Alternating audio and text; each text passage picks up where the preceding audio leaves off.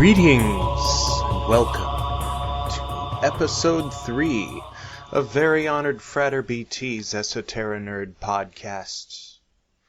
I have just finished editing this podcast episode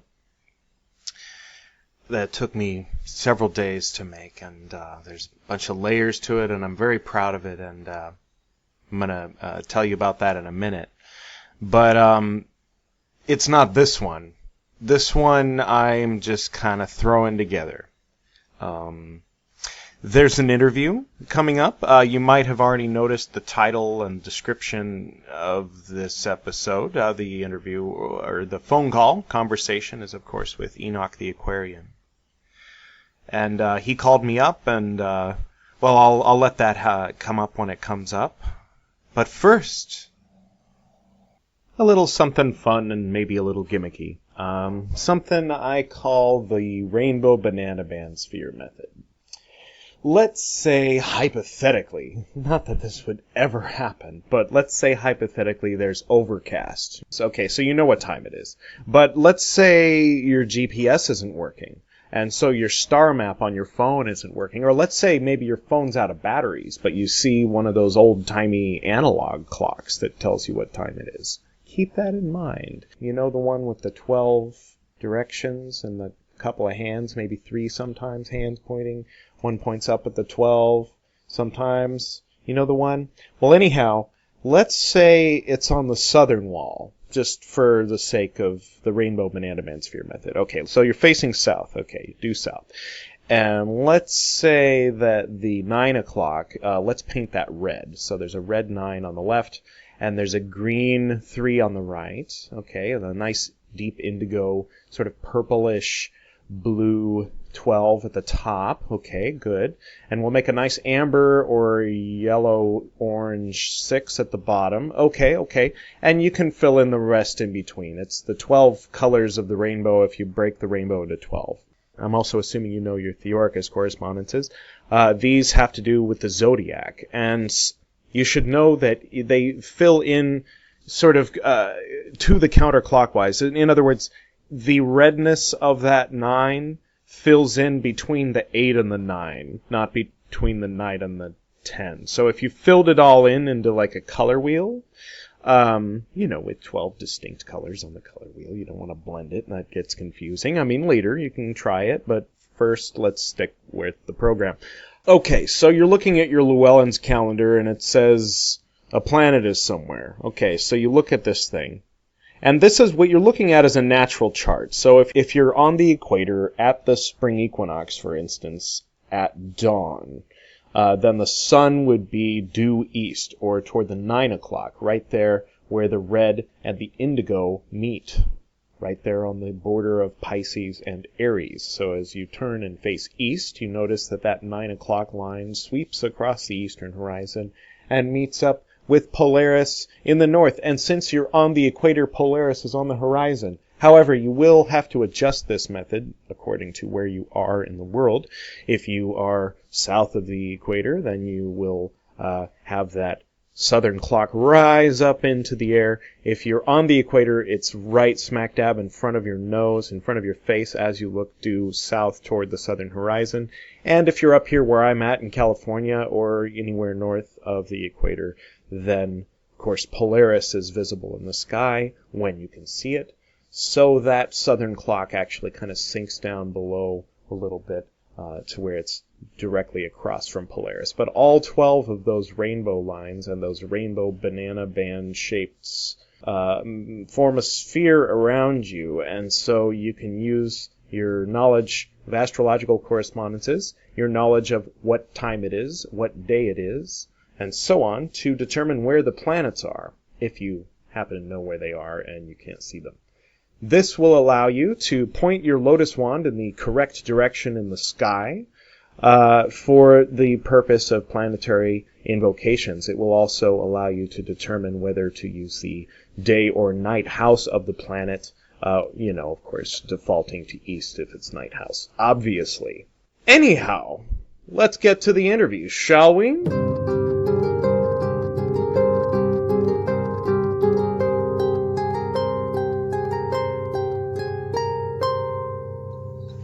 are you also called Pymander? I am. I was given this number by Zarathustra. I'm Enoch the Aquarian. Oh, hi. From the Source family. Yeah, very nice to meet you. Zarathustra said we should connect because you have a lot of wisdom about Tarot and Kabbalah and everything else. Well, I don't have any gray hairs yet, so I don't know if wisdom is the right word, but I've been around the block a few times, as it were. I have a podcast going, both Eastern and Western esotericism. I call it the Esoterinerd podcast, like esoteric nerd. Yeah, we need more nerds to put our heads together and really understand what's this. There is an awakening that I can feel. That is pretty cool. Totally. And I am BOTA and Golden Dawn. Nice. If you don't mind my asking, which Golden Dawn? My own. Nice. That's probably the best way to go. Well, I'm self-initiated. Yeah. I haven't found a branch up here in Oregon. I live in Oregon. Mm-hmm. I live in a town called Talent, Oregon. And I do a basic ritual in the morning. And just do the circle and do the Tree of Life. And I read the cards. And I would love to find an order that was in my area, but there doesn't really seem to be. You're probably lucky that you get to do the real ritual with these guys. Well, I did it for many years, from 1994 until just a couple years ago in 2013. And there were a lot of ups and downs. The order went through. Yeah. And in the end, I came around to the conclusion that I wanted to use my time and energy to pursue things in my life that I wasn't able to pursue because all of my time and energy was going to the order and had been for 18 years. And so I had to break away. I had to go my own way. But for a while I put all my magic stuff away and just focused on yoga and meditation. And then eventually, of course, people would come around and say, "Hey, are you still having classes? I'd be interested." And so I'd say, "Okay, I'll have a class." And so I started kind of having my own classes without any lineage, just not initiating people, just teaching, just sharing what I have to offer. I've got a temple here. Sure. And in my house. And so so I've got the podcast. Oh, by the way, do you want to be on the podcast?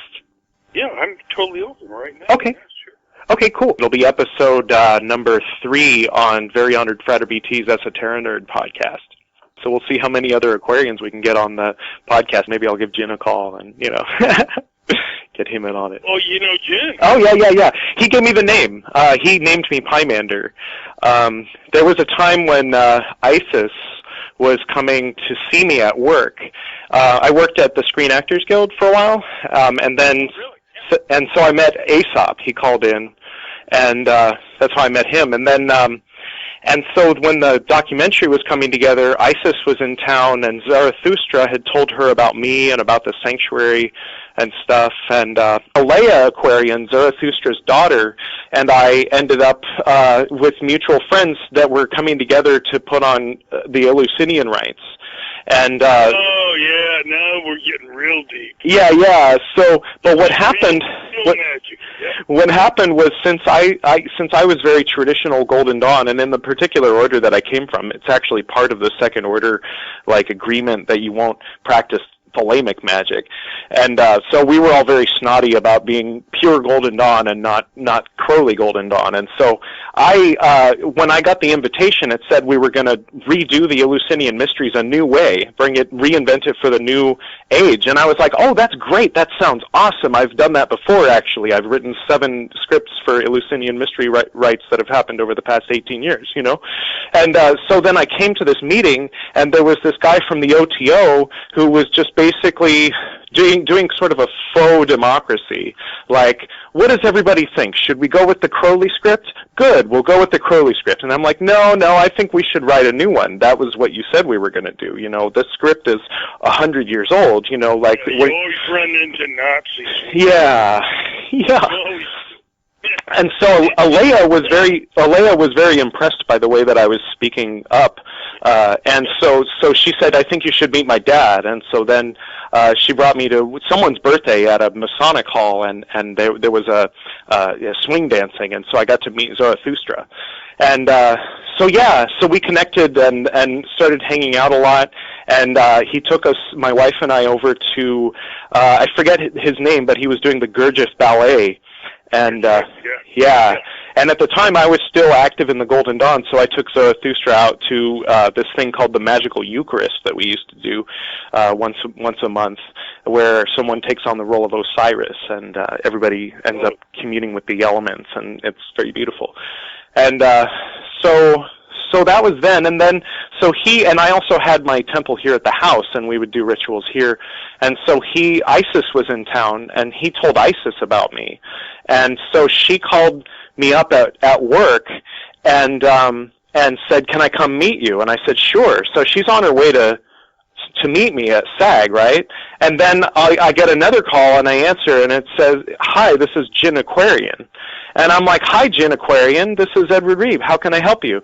And he's like, "Well, he's talking to me as if because he doesn't, at that point, he doesn't know that I am aware of anything. He doesn't know me from just the guy who answered the phone, right? And so he's like telling me about the Source family and about the documentary. I'm like, "No, I'm pretty familiar with it." He's like, "Really? You've heard about this?" I'm like, "Yeah, Father Yod," and and I told him all of this stuff, and then I started going on and on about my experience in the Golden Dawn, and my growing up with my dad teaching me to tarot and tantra and all this stuff, and Tree of Life and everything. And so I told him, "You guys are lucky." And he said, "Why?" And I said, "When it's a new cult, you get all the best names, like Isis, Ma'at, Jinn. When it's a 130-year-old cult, you get He who watcheth over the lantern that sits upon the mantle of the Lord." And so then he was like, "Well, would you like me to divine for you a name in the Source family?" And I said, "I would love that." And he said, "Okay, just give me a little bit of time." And so then he got off the phone, and half hour later he wrote me and said, "You're Pymander Aquarian." And so, as in the Pymander, Divine Pymander of Hermes, which is like the one thing that I hadn't read that I was supposed to read, you know what I mean? I had read every other, now I have, It kind of pointed me to it, It means shepherd of men. Pymander means, it's Pymander, shepherd of men. I didn't know that, actually. Yeah. Wow. Cool. That's where it comes from. It's like Greek, yeah. But yeah, so he was calling about the documentary, and when you put your soul into something for that many years, and he's been playing his hearts out in Yahweh 13 since he picked up the guitar back in the early 70s, and he hasn't stopped. And so plus he's an excellent Kabbalist. I can understand where he was coming from. He felt very passionate. I don't think he would mind too much if I just say that if he had been the director, the documentary would have focused in a very different way on those events, and that's all. So I do, but I'm glad I've connected with you. Yeah. You have so much history. You have so much. You're part of the heritage. I felt that. I think that's why. Yeah. Whenever I met one of the Aquarians, I was like, I spent a lot of years in a group that our father figure was a corrupt man, and in the end, the whole thing kind of fell apart. But it was fertile. There's many temples that are active today that sprung from that first temple. That I was sticking with for all those years. And this is one of the things I've learned about magic. If your intention is pure, no matter what magic creates a field. It creates a field of energy to manifest ideas. If your thought is pure, there's no problem, even if the leader is corrupt, even if he's on an ego trip. Right. That magic still happens. The forces are there. The angels are there. And they actually call out. It's like separating the wheat from the chaff in the harvest. Yeah. And I think you're part of the harvest, because everything you told me has just been so interesting to me. Well, thank you. Yeah. It's the practice is good. I mean, the Golden Dawn practice. It's been an honor. I have to say. Golden Dawn for forever. Yeah. I've changed a couple of their things, but most of the stuff is we were basically putting flyers in books very, very, very actively, and getting people that way from when the internet was kind of new in the early '90s onward, and so there were always at least a handful of people ready to be initiated every month. For a while we were doing 2 a month, and so taking on each of those officer roles in an active temple with an active group of people, all of that's very it was a tremendous sort of learning experience, and sort of learning to self-program, kind of to self-hypnotize, rather than just being programmed by the billboards on the side of the freeway, like to intentionally evoke certain symbols for a specific reason within your own sphere of sensation, in a very directed way. Of course, the drawback being that all the drawbacks that come with being in a group of people, it's like high school, after a few years. Well, it is just like, yeah. Everybody's ex, like at a certain point. Exactly. We had that in the family too. Yeah. We weren't immune from all of that. There was so much history and stuff we had to, but we had at one time a beautiful, immaculate, magical field that really worked. And it cooked. Yeah. It fucking worked. For only like three years, I would say, that it really worked. Before there were too many people in the family and all of this other bullshit that came in. But it was beautiful. And yeah. that inspired me. Yeah. That was incredible. You can tell from seeing pictures and from, the video and Yep. that documentary. It's a real, because there's been a lot, obviously, since Charles Manson and all of them, onward. Every time there's a documentary about a cult, it's, it's entirely negative. It's like, there's like 1 or 2 thought-provoking things about, oh, maybe someone got something positive out of it. Isn't that weird? But the thing with the Source documentary is, you kind of expect that, or the viewer expects it to kind of go, in some weird direction, and then when there's 1 or 2 things, it's like, oh yeah, he killed people, see, and then it's like, well, but then it keeps going, and then it's like, multiple wives, okay, yeah, but then it keeps going, and then in the end, you're like, damn, that was really something that was going on, they really had something, and, I mean, like, I know that it's a really unpleasant thing to say, but it's like, from my point of view, having been in a temple that dragged on for 18 years and then kind of died. I mean, it didn't die. I don't want to say it died, but my experience of it kind of did. But for it to have gotten cut short like that, the way it did, by the untimely death of Father Yod, it kind of made it like a capsule in time. I don't want to say that it was a positive thing in any way, that he died at that time, but the effect that it had was to create that experience as having happened. It's, there. It's the gong has resounded, and it's echoing throughout the universe now. And where if the dude is still sitting there, you know what I mean? Like 10 years go by, and then the thing becomes something else. Not to say that in some alternate reality it wasn't as good because he lived. Yeah, I would never say that. But just comparing. Well, because because it hurt the feelings of someone on the forum when someone said that, and I saw the extremity. Oh, really? Yeah, because they were saying that his children, really could have used him while they were growing up, and it was really, really tugged at my heartstrings, and I felt bad for ever having even thought that it was, it was like, because when I first heard the story, I was like, well, thank God he died before it all went to shit.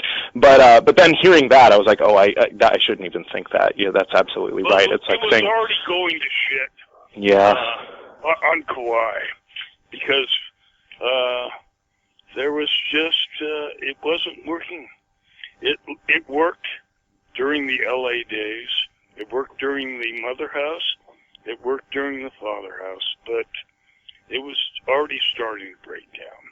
Yeah. And there weren't that many people left in Hawaii. Well, we got 50 people in Hawaii eventually, but they were the people that lasted the longest. And I was one of the people that lasted to the end. Yeah. But there was other stuff, too. There was physical problems during the father house days where everybody got stabbed and scabies and, I mean, living together so closely. Yeah. The stuff that no magical order wants to go through. Yeah. Right. That's a drag, for sure. Yeah. The situation I had, it was more of a, it was more compatible with people to go about their daily lives and, then come on the weekends or, start to come more and more. But if people wanted to, they could be there every day, at the temple. We were there. We had totally given up everything. Yeah. So it's a different situation. It just sort of feels similar when I hear about it. I mean, because at one point I was living at the temple, but I never gave up my house. It was just the temple was far from my house, and I didn't have a car at the time. So I would do the rituals, and then everybody would leave, and I'd just sleep on the floor, and then wake up and clean the temple until it was time for class. Cool. Yeah, I went on like that for a while. There were a few of us that lived like that. These days, so you were like a monk.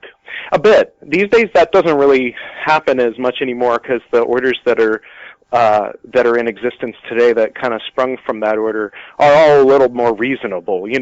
There's one that rents a Masonic hall and does the rituals there instead of having to pay rent and therefore having to bring in new members all the time and therefore having to be obsessed with promotion. And another group, they have a loosely knit. They get together for corpus and everything you're supposed to do in a Golden Dawn order, but they have temples around the world that are each autonomous. You're so lucky because I've never been to a real Golden Dawn temple. I'm too radical, really. Yeah. I would fit in. One of my favorite people, Gordon Beam, was one of my teachers, and he was too radical for the Golden Dawn too. No, I am gone to Crowley and even beyond Crowley. I'm on the Necronomicon right now. So nice. Be advised. Yeah, I'm not worried about it. I'm into John D. and Edward Kelly. I'm into the Liber Loga and all of that, the Enochian system. This is deep Golden Dawn shit. Yeah, I use the calls, and I use the Watchtower ceremony, and yeah, no, I use them regularly. I don't have such a focus on it. Wow, so you know about the calls? Yeah. You're becoming no, that was all stuff. Amazing to me. I don't even know about the calls. That's all stuff you learn at the beginning of 5 = 6. For me, that was 2000. Yeah, 5 = 6. Yeah. Okay, now we're on the level. Okay. Wow. Man. Yeah. I love the calls. I've done them too. Yeah. And I study the heptagram. It's one of my favorites. Oh, the Sigillium de Amet? Yeah. Of course. Yeah, where is that? I got it right here. I've got one on a mirror. It's popular in Japan. There's like girls walking around with it on t-shirts. Well, thank you, Jesus. Yeah. That is so cool. There was a point where my uncle was asking, and I said something about magic, and he says, "You mean like stage magic?" And I said, "No, I mean like," and then there was a girl walking toward us who had the Sigillium Diomet on her shirt. I'm like, "You see her shirt?" like that. That's basically. And once I said, Queen Elizabeth, crazy guy talking to angels, he was like, "Yeah, I've heard that story." I was like, "Okay, yeah. That one, yeah, 007. Yeah, that's that Lawn Meelo Duquette video is pretty cool. Perfect Shakespeare, Elizabeth. Yeah, right. Yeah. That's amazing. Yeah. I have the Liber Loga on microfilm. Nice. I actually bought it from the British Museum. Very cool. Back in the day, but now it's available on the internet.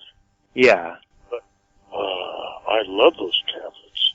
Those, they're 96 or something tablets. I've been trying to decipher them and what they mean.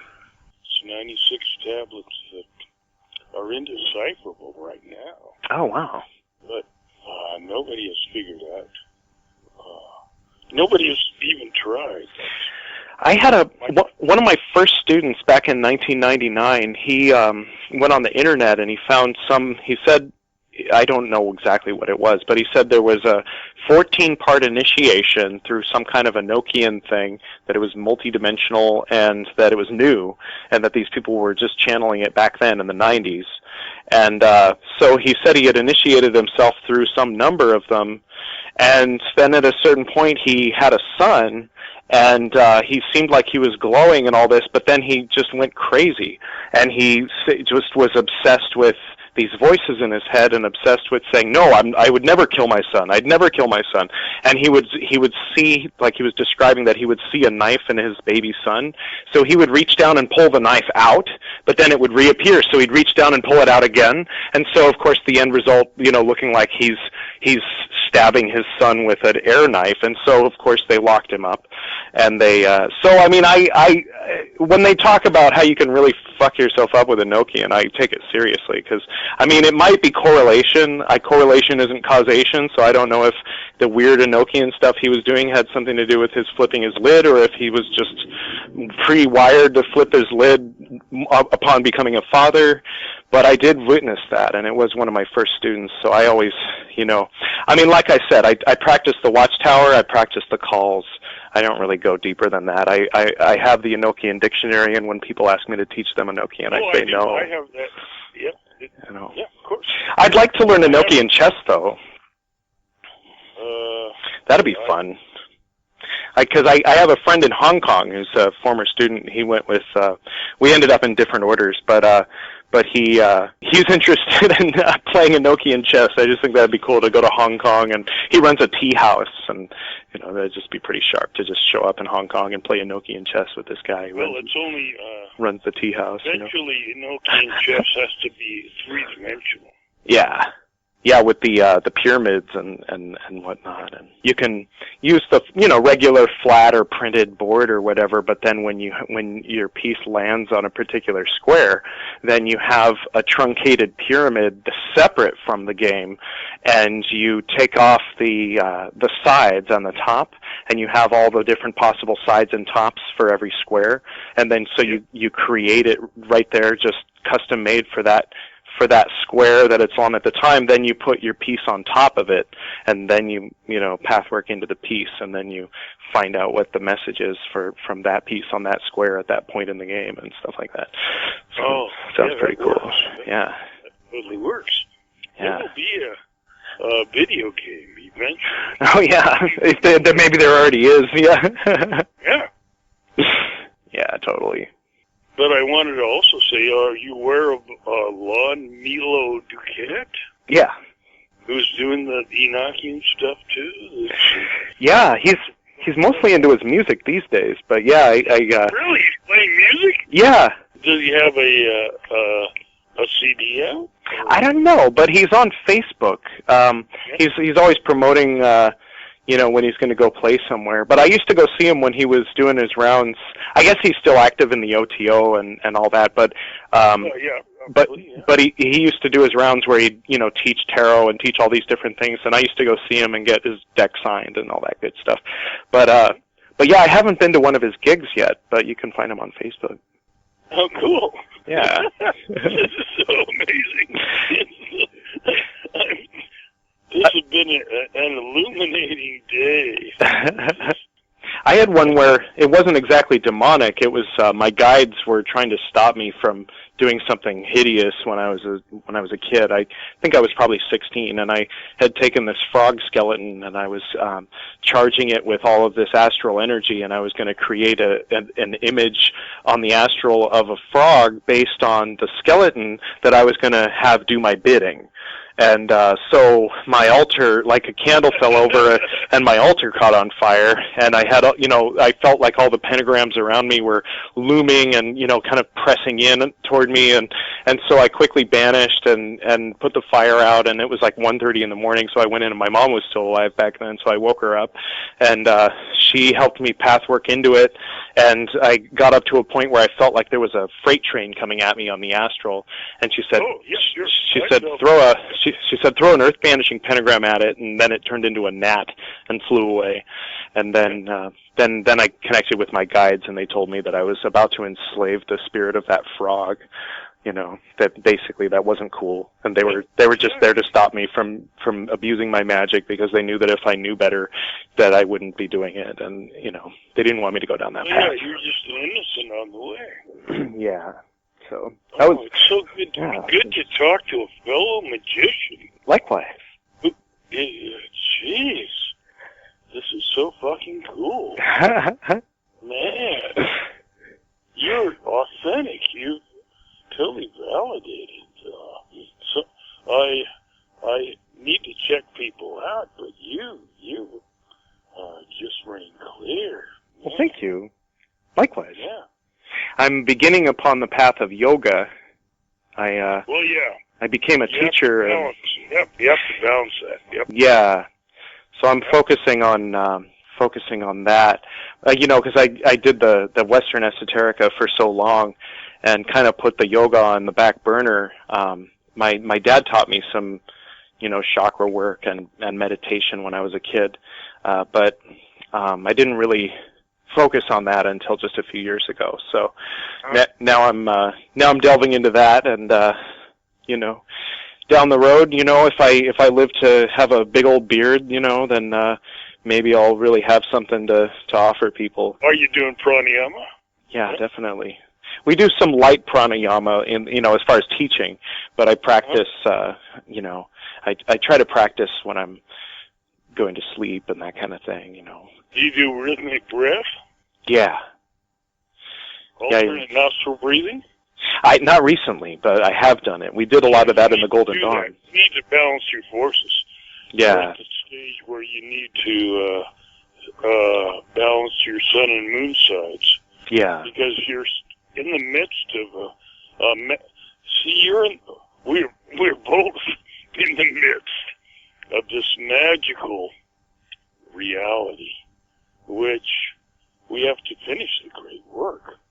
And part of it is breath work, part of it is visualization, a lot of it is Kabbalah, a lot of it is tarot, chakra work. Yeah, there's so much to do. Yeah. We gotta I'm so stoked to talk to you. Yeah. Likewise. It's always good to connect with a brother. I can even talk to.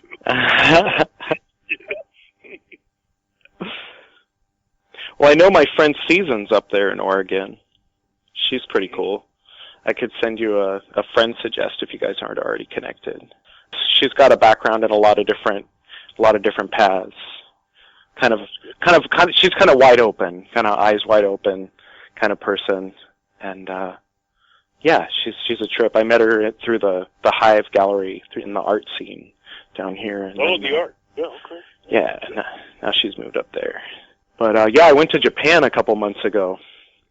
It was really beautiful. Went to the Shingon, the esoteric Japanese mountaintop in Mount Koyasan, and they've got the dorjas, and they call them something else though. But they've got all that esoteric stuff like the Tibetans have. Yeah, Tibetan. Yeah. Yeah, but and it turns out that the Japanese got it right around the same time the Tibetans did. Padmasambhava had all those scholar monks come in from India and translate everything, and then there's at least one of them, this guy Vimalamidra, who I have a statue of that's 1,000 years old, has my dad's ashes in it. He was one of the scholar monks, and he translated the Vajrayana Sutras from Sanskrit into Tibetan, and then he kept going east and translated it into Chinese. And then the story of the Shingon Buddhism in Japan is that Kukai traveled to China, and in 805, which is right around the time that Vimalamidra would have been there translating everything from Sanskrit into Chinese, he got everything directly from the Sanskrit and brought it back with him to Japan. And so now if you go to Japan, there's this 1,200-year-old continuously operating esoteric lineage there that's basically doing all the same stuff that the Tibetans do. But right after that all transpired, the next Chinese emperor to come along banned esoteric Buddhism in China. So you find it in Tibet and you find it in Japan, but not as much in between.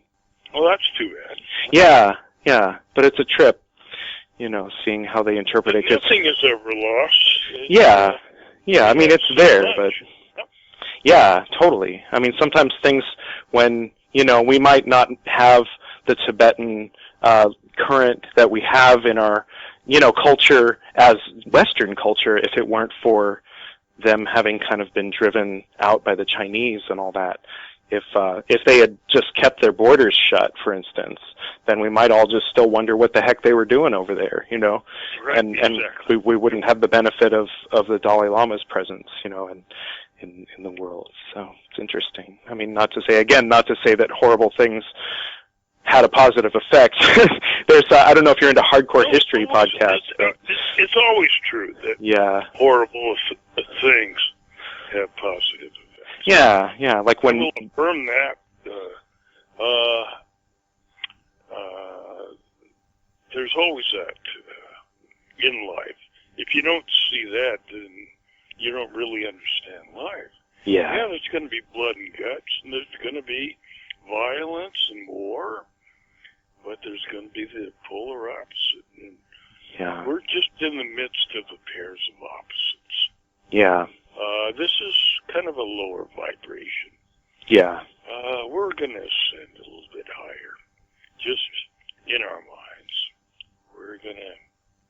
We are elevating the planet just by our thoughts, by our rituals, by our yoga, by our words. Yeah. They say that Enoch became Metatron. I hope. That or he just disappeared. I would like to hope.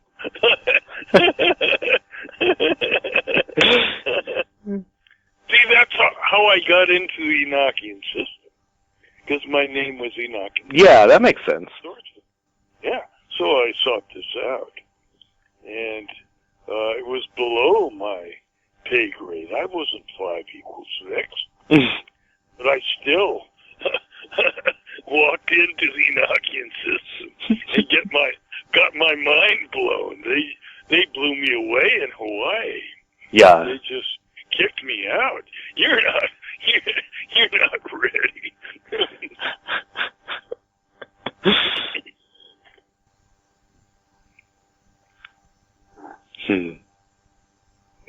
But see, for me, there's no other way to be but to be a magician. I embrace Crowley. I embrace Paul Foster Case. I embrace Manly P. Hall. I embrace Madame Blavatsky. I embrace the Necronomicon. I embrace the, what is it? It's the 72 in the Goetia. Bring it on. Bring it on. I love your Sigels. You're part of my subconscious mind. You're part of me. I'm not ashamed of anything. Sex magic, that's another story.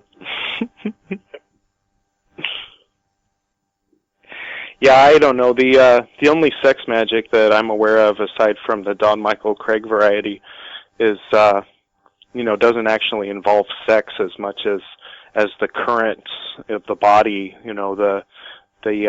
Maybe the perineum down by the sex organs is involved in the circulating of the energy around and bringing it up to the third eye and all of that stuff, and then in the act of making love. But I don't do any Enochian or anything. I don't. I mean, candles are enough. I don't need to invoke any spirits. It's just us. No, you don't have to. That's exactly it. It already is magic. It's a simple ritual, but it helps if you direct the energy upward. Oh yeah, definitely. You last longer if nothing else. Yeah. But elevate to the higher chakras even in the midst of it. Yeah. Right. Because that is the primal energy that should energize your chakras.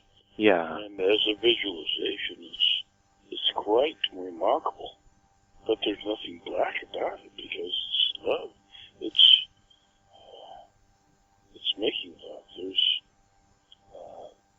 You can agree on a visualization magically. Yeah, that makes sense. Yeah.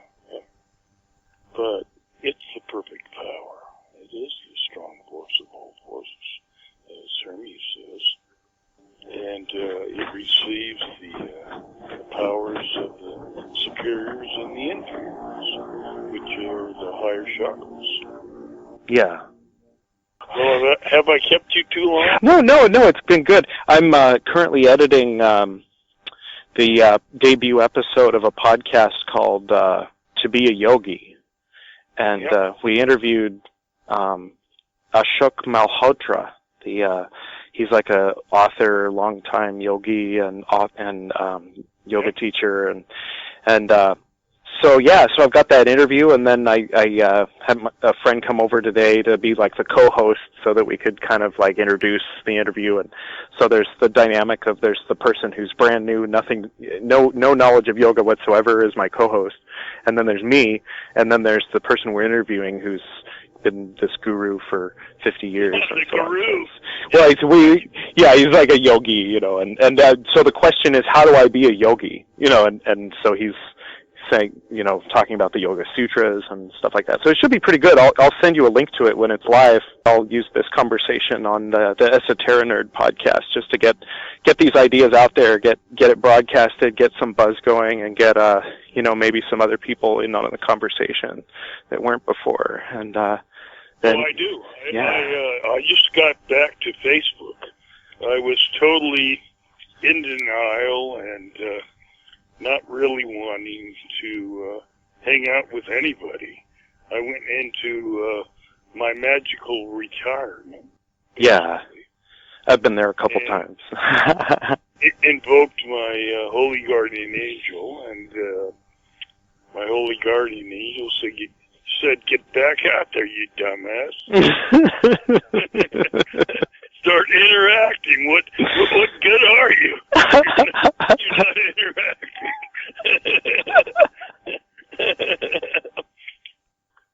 The one with the Technicolor, the dream coat. I got the magic coat. Yep. That's exactly it. Both. Yep. You're the lamp at the middle of the tablet of shewbread. There we go. In two different, in the Old Testament and the New Testament. I know. Yeah, I transition. I've been them both. Yeah. It's been an honor to meet you, Enoch. It's been an honor to talk to you. I really thank you for. We had a really immaculate conversation. Yeah, I'd say so. We should talk again. Well, definitely. And if you're ever down here or I'm up there, then we'll meet up and do some work. All right. Sounds good. Sounds good. All right. Good night. Good night. Harp transition provided by Camille and Kennerly. their rendition of Game of Thrones. It was very nice to meet you, Enoch. Thank you. And welcome. And everybody, this is Enoch the Aquarian. Enoch the Aquarian, this is everybody. And if you're ever up in Oregon and you'd like to join Enoch for some magic or whatever, send me a note and we'll get you two connected. Oh, that other podcast that I mentioned at the very beginning of this episode is called To Be a Yogi. So if you want to go ahead and search for that on iTunes, click through to episode 1. It's called Yoga as Compassion in Action. And then, if it wouldn't be asking too much, please rate it. I won't say give it 5 stars. Give it as many stars as you think it deserves after you listen to the whole thing. As always, thank you all for tuning in. And in nomine Patris et Filii et Spiritui Sancti. Amen. Live long and prosper. Nanu, Nanu. Baruch atah Adonai. And so on and so forth. And remember, anytime, 24/7, call 626-367-9254. And maybe in the next episode of Very Honored Frater BT's Esoterinerd podcast. Thank you for listening. Good night.